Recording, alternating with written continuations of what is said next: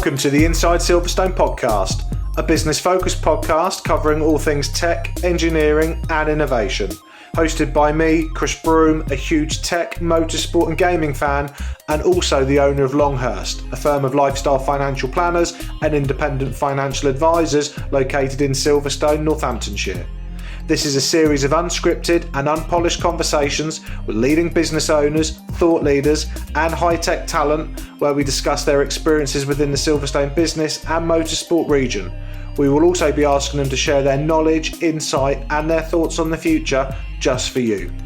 If you're looking to learn more about the Silverstone high growth region and commercially connect with like-minded peers, you've definitely come to the right place. Welcome to Inside Silverstone.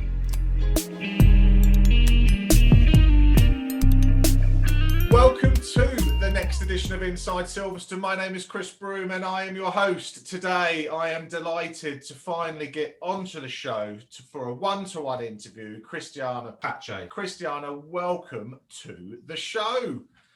Thank you, Chris. Thanks for inviting me. So I've just found out, my dear listeners and viewers, that this is Cristiana's first official one-to-one podcast. So we are literally breaking a cherry. So thank you very much for coming on. Now, Cristiana was, however, on a previous episode number 53, which was one of our mastermind sessions, which we recorded during International Women's Day / Week, where we recorded at the BRDC at Silverstone with the likes of Louise Goodman, Lou Johnson, Claire Morden.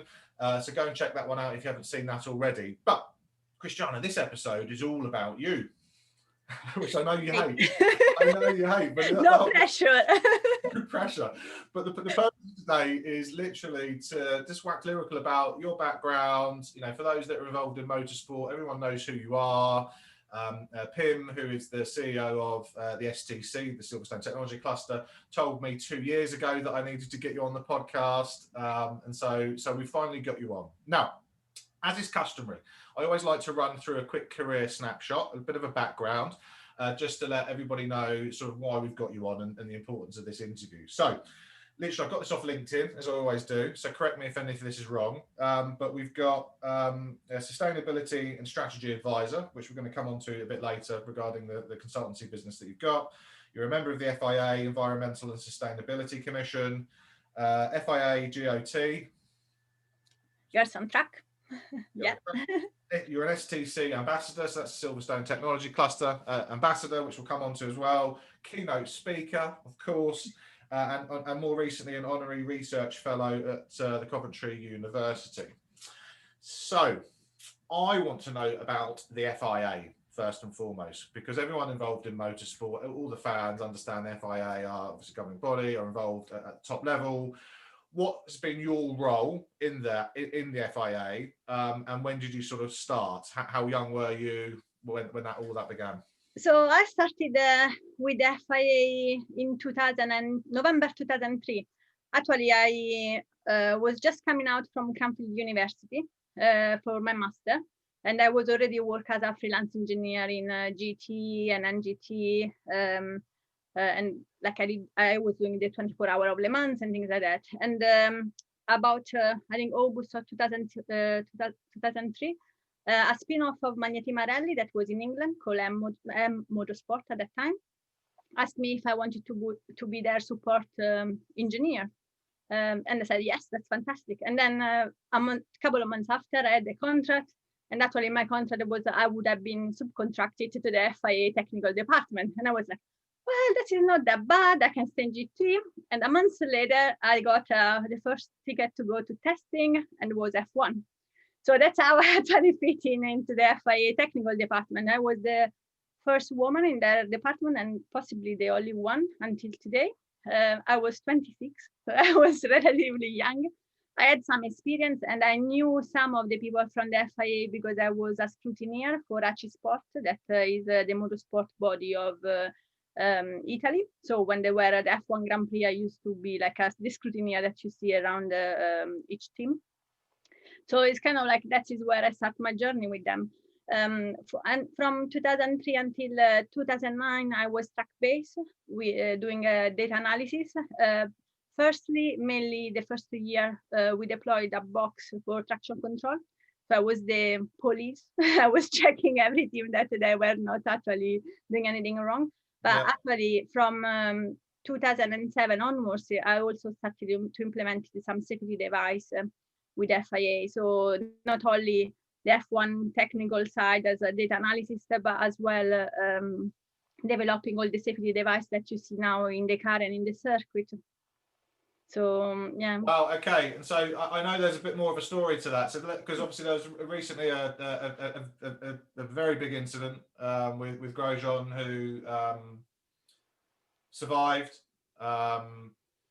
Was sat in basically a fireball for I think 20 or 30 seconds, and then the safety team, the race doctor, basically went and got him.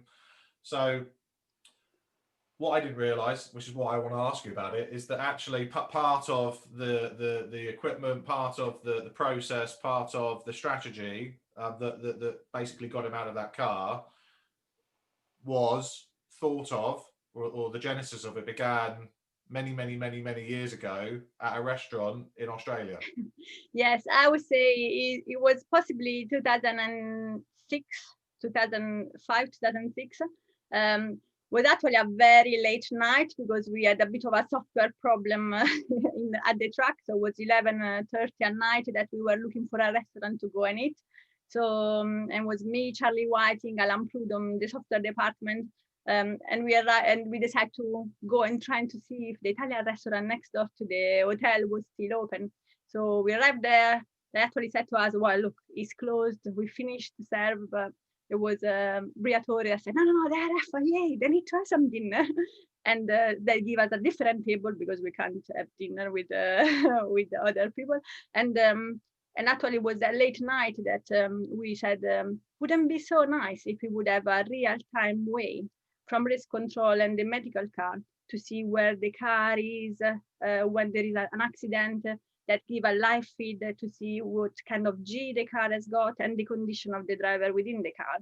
And then at that point, I was like, actually, because obviously I was working with Magneti Marelli and I knew about the electronic and the technology that was available, the bidirectional telemetry that was forbidden for F1 teams, but not for the FIA.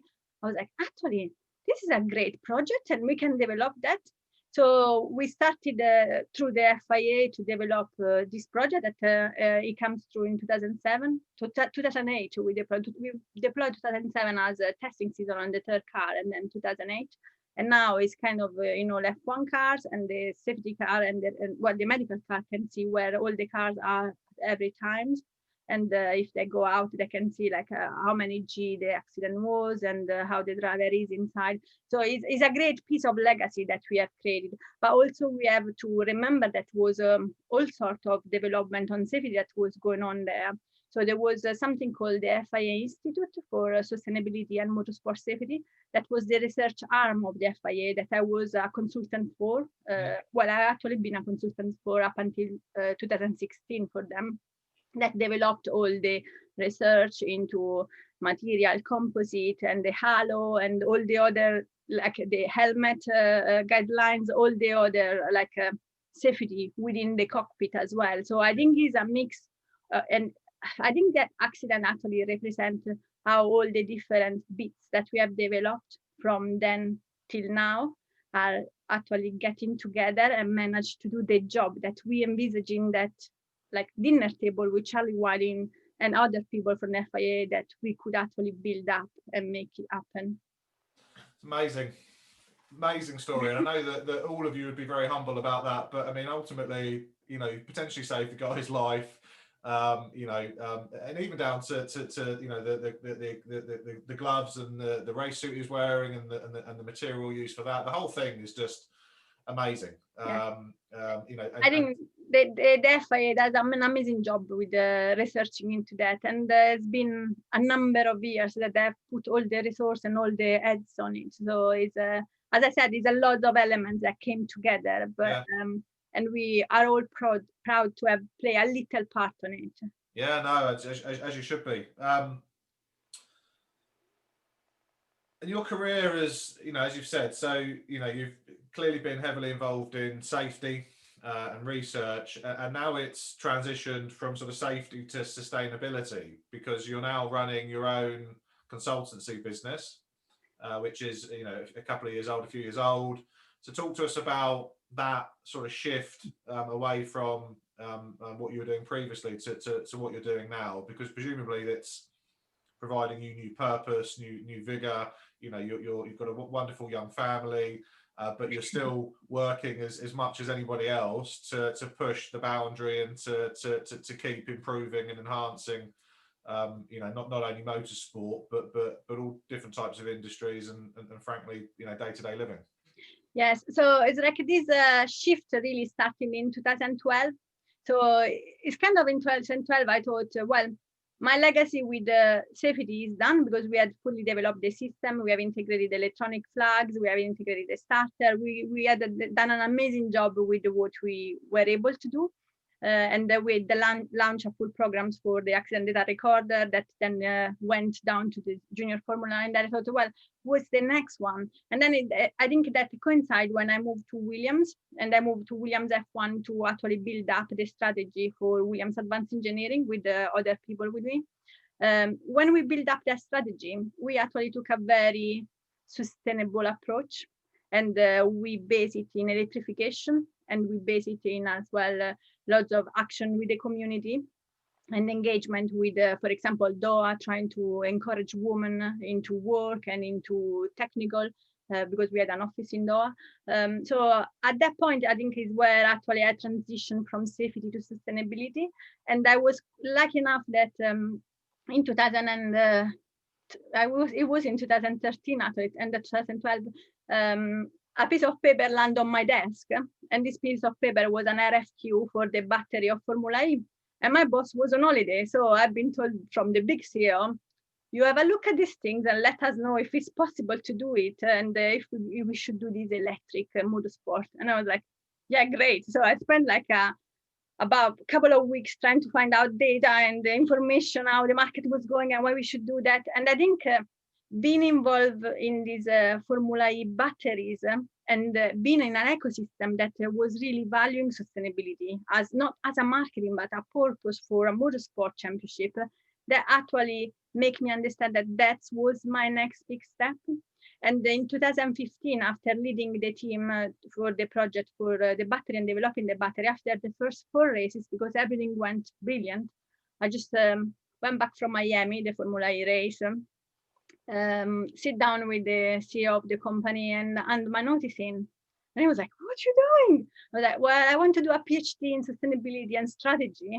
And I want to bring this piece widely to the motorsport community. Like I had to build a legacy for safety. Now I want to build the legacy for sustainability and motorsport.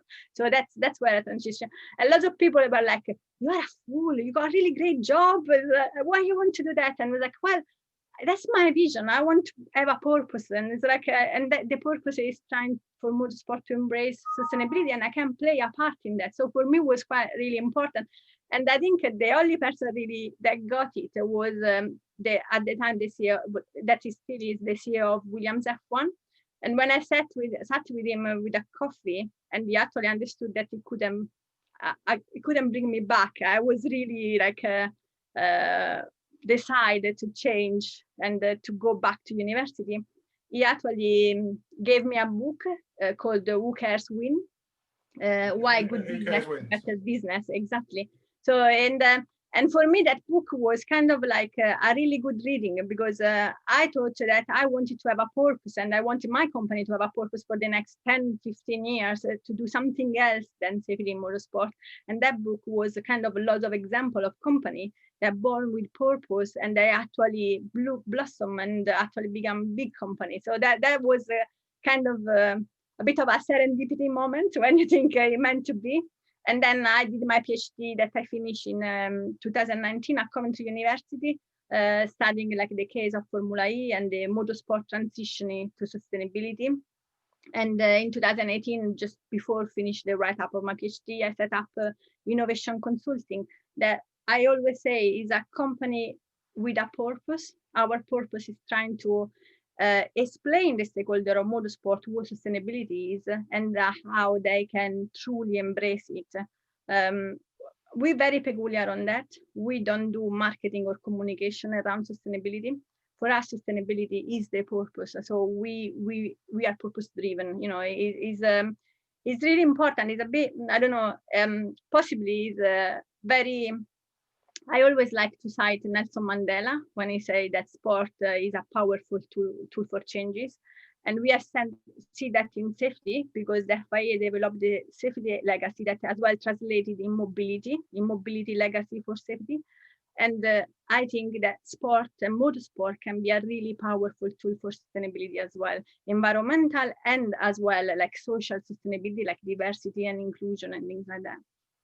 And from a sort of a customer or a client perspective, you're quite selective, aren't you? So you're only going to work alongside and support an organisation that can actually evidence that sustainability is actually core, and it's not just something that they fabricated for marketing purposes or to try and con people, right? Yeah, I know. I would say people call me very picky. It's like I normally like. If anybody in sport or motorsport inquire, normally I've got a one-to-one meeting to try to understand what they really think about sustainability and what they really know. It's like, and it's normally 2 or 3 questions I do, and I understand exactly where they want to go. And I as I said, it's like I don't really. I mean, I think because of our purpose-driven way that we do business with company. We want people like-minded. I want people to work with people like-minded. I don't have to explain as CEO why I need to measure carbon footprint or which is electricity provider to be like 100% renewable. You see, I want people that already have got that built within their their thinking, and they just need the help for this to crystallize as a strategy. So as I said, it's like I'm a bit picky on who I want to work with and why I want to work with. It's not just motorsport, is it? So you're obviously involved with F1 team, F1 circuit, Formula E, but also sailing. Well, yeah, not yet. Discussion. We are in discussion, but I have to say, all the motorsport is moving into sustainability, and all the sport is moving in sustainability.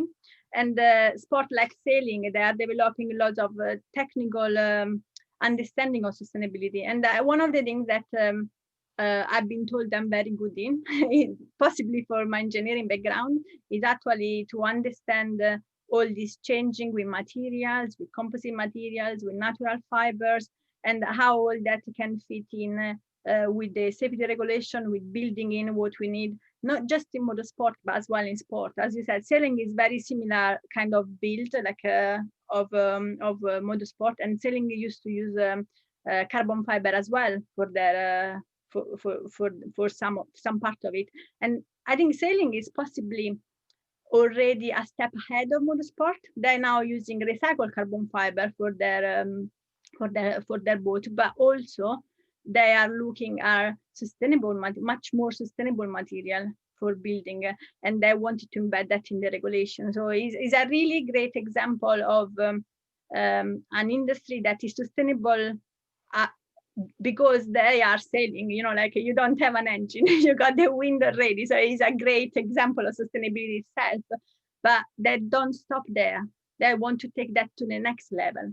So they are looking at which material they can use, which best practice they can develop, and can they develop some way that where they're going to give some more points to someone that want to be more sustainable. So I think it's kind of there, the legacy with sustainability is already well enhanced, and this kind of like the way I've been asked to go in, but it's still under discussion. This is a kind of to help them to understand the engineering side, if you want, of what's the next step for them. But yeah, it's a great feeling when not just motorsport industry recognize your expertise, but other industry. And I'm sure you know as well, I'm involved as well with the e-scooter championship as well. My company is involved with the e-scooter championship as well, advising them on sustainability strategy. So it's like we're moving from 4 wheels to 2 wheels. So it's kind of like we're very agile in that. That is great. Yeah, I think it's phenomenal. It sounds really cool, and I love the fact that you've carved out a little niche in it where you are. I know you are just ridiculously busy, and even by being picky, as you say, you know, you've still got a number of customers and potential customers queuing at the door to work with you. So onwards and upwards. We touched very briefly on the Silverstone technology cluster earlier, just because of our introduction through PIN. So you're part of the STC. So just explain what your role is with the technology cluster. And first of all, actually, for those listening, just explain what the technology cluster is if they've never heard of it before. I'm sure everybody has heard about the technology cluster, but it's obviously organization that facilitate companies in terms of giving some tools for understanding, I don't know, HR, COVID, the pandemic. We had quite a lot of call and Zoom meetings about trying to understand the movement, but also it's a kind of a networking of company where everybody knows of other companies. You know, like it's a bit. There is a really good book about that. It's about the proximity of the companies in a cluster and how a cluster can blossom because of this proximity that create technology and create and breed innovation. And that's how I see the cluster. You see, is a great job that PIM has done, and then there's like is actually facilitating the understanding of a lot of topics from all the industry of the cluster that wouldn't have the ability to understand that. What about the new inclusion committee? Yeah, so I'm actually an ambassador for Silverstone Technology Cluster. So with Julia Muir, we were the first 2 female ambassadors. And also we have formed with Rose Bird,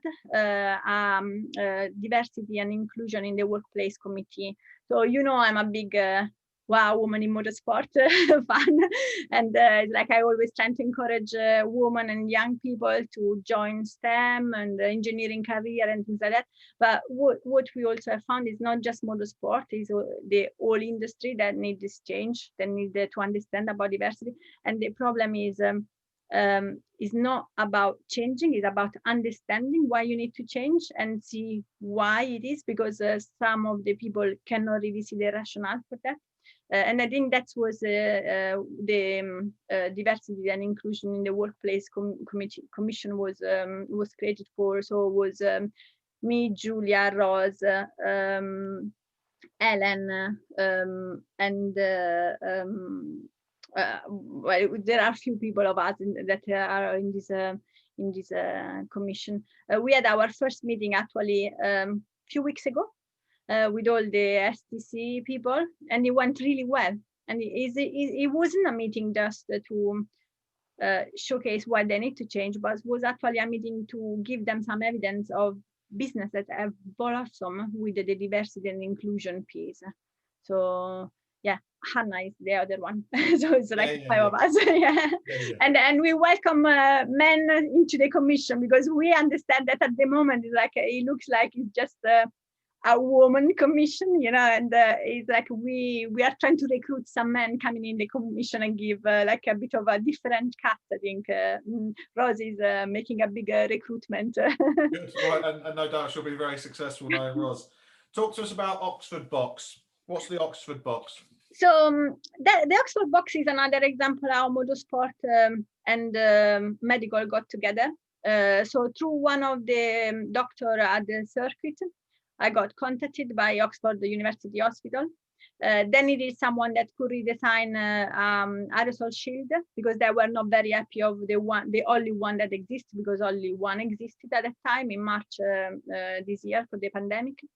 And one of my friends that is actually the chief medical officer of Branzacc said to me, well, could you do anything for them? So she passed me into someone else that is working at Silverstone in the medical when there are races, and they passed me to Oxford. So this is an aerosol shield to protect the medical and the people that the anesthetist mainly and the doctor that intubate a patient. So it's a box that goes on the top of the head of the patient, where the anesthetist put her hands And when they intubate, normally the patients cough, and because he cough, he release aerosol that are infectious with COVID. So it's kind of like this box has got as well a suction system in it, and that's avoid the contamination of the doctor. The main contamination is actually in the process of doffing, taking off their clothes.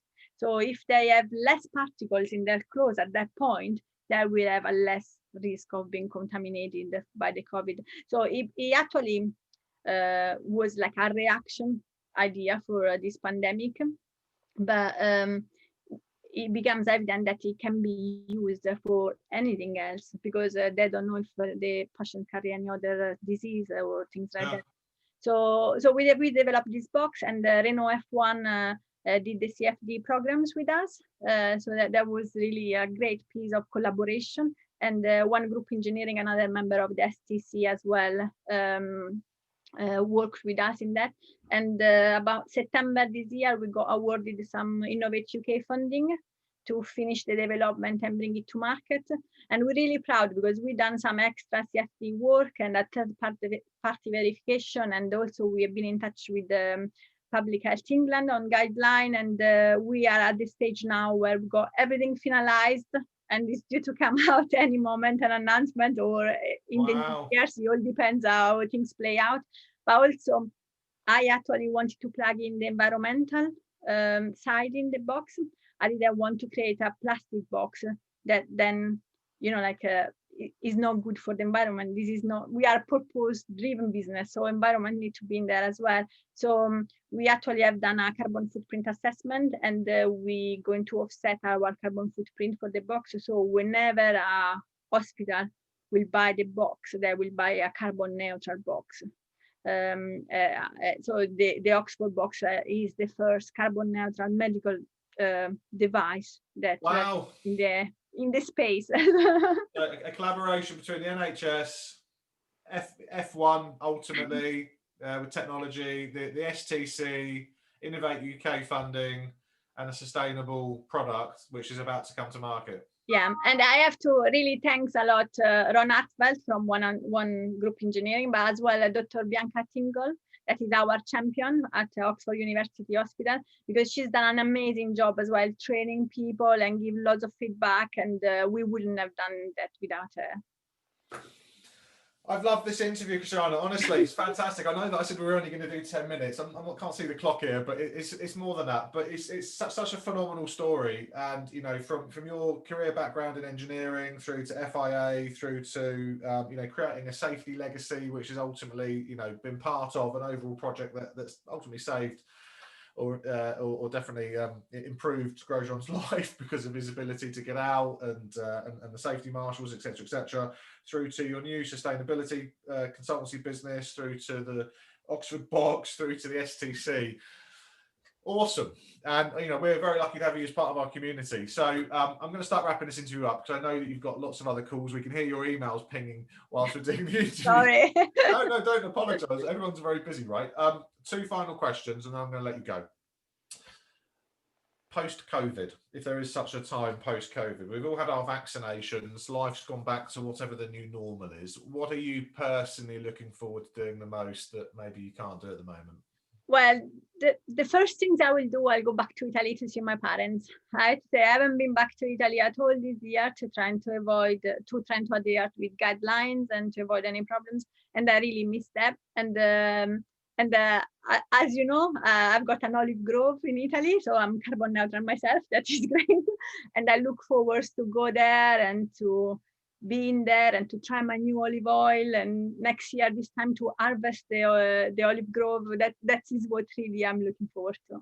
A woman of many talents, so you're going to be entering the olive oil business industry as well, right? So that is an hobby. That is it's actually an hobby that comes with purpose again, because I wanted to be carbon neutral myself. I fly lots of times. I ask all my clients now to offset my carbon footprint, but also I wanted to offset what I've created before. So I bought this big olive grove that's got 75 plants, so give me enough CO2 offset for all my previous life, and hopefully the rest. Very good. That sounds like a lovely place to be able to spend some time as well. So, right, final question, Cristiana. This question is going to be the most challenging question you've ever been asked ever in your career. I'm going to give it a little drum roll.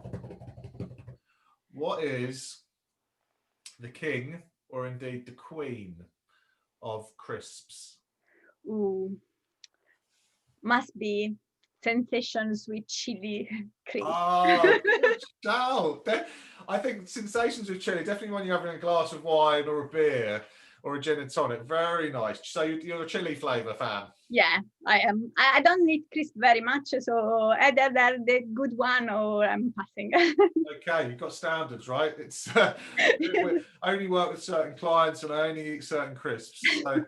Sorry, I told you I'm really picky, not really good. No, that's fine, but it's a great choice. Sensation chili flavour is very, very, very good. So, Cristiana, thank you so much for coming on the show. For everyone listening to this, I'm going to make sure in the show notes there's a bunch of hyperlinks where you can connect with Cristiana directly on LinkedIn, for example, if you want to obviously be talking to her about her business, and also plugging into the STC's website and a few others covering things that we've spoken about today. So, Cristiana, thank you so much for coming on the show. You are officially episode 98 of 100, and you're also going to be on episode 100 with me and a bunch of other people where you're going to be grilling me and turning the tables. So, for now, and until the next episode, thank you very much for coming on the show. Thank you for inviting me, Chris. Take care. Cheers. The Inside Silverstone podcast is produced by the team at Longhurst for the benefit of those with a passion for all things tech, engineering and innovation.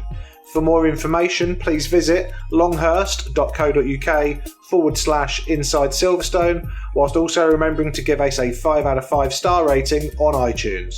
Please note that neither Chris Broome or Longhurst work for Silverstone Park, Silverstone Circuit or Silverstone Technology Cluster.